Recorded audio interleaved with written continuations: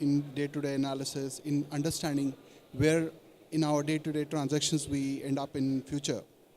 So I'll briefly touch upon the real reason, the real need for having this predictive analytics in place in the very first place. I think we are all our processes across organizations, across industries, we are all KPI driven. As of today, in most of the cases, all our KPIs are mostly retrospective in nature. Technically, we know them as lag indicators.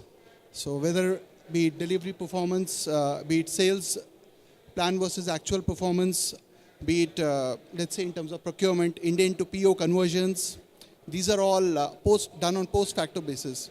So the real need, in my opinion, of predictive analytics is to convert or to change the basis of these indicators from being from lag to lead. We need to be more predictive in nature as far as our KPIs are concerned. So that is the basic premise, if you ask me. Now, how do we go about it? Basically, in a supply chain end-to-end process, we have a broad supply chain strategy in place. Apart from that broad supply chain strategy, we drill it down to the micro plans and then the execution part.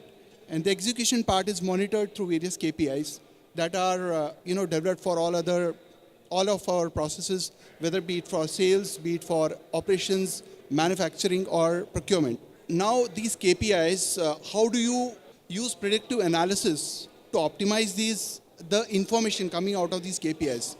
It looks very simple. You use the predictive analytics tool or you use the technology, attach BI tool, and the report is there. Many of our colleagues, I was just talking to one of my colleagues, he showed me some of his BI reports. So he was showing me his BI report on his mobile, and he was showing me how this sales, my sales is going at this point of time, and these are my other parameters which I'm looking at. But how does this happen, and what is actually the need for this?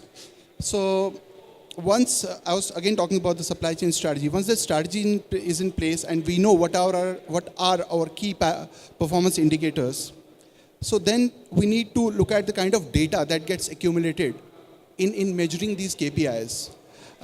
Conventionally speaking, and this is industry data related to pharma, 80% of the data which gets generated in supply chain is transactional in nature, and only 20% of the data is something which helps or aids in decision making.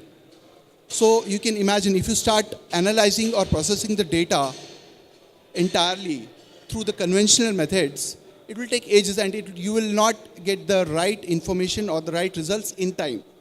So that in time is very important. You need that analysis and information in time. Otherwise, it's as good as performing the analysis as post-facto basis. So once there is that need and that database identified, that 20% is identified, that again, we need to set up our database management systems in such a way that they are analyzed easily. That is where OLAP and all other tools and models, they come into picture.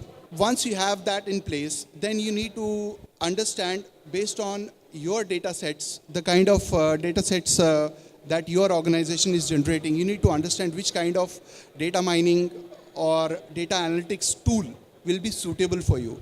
So it's not one fit suits all kind of a policy.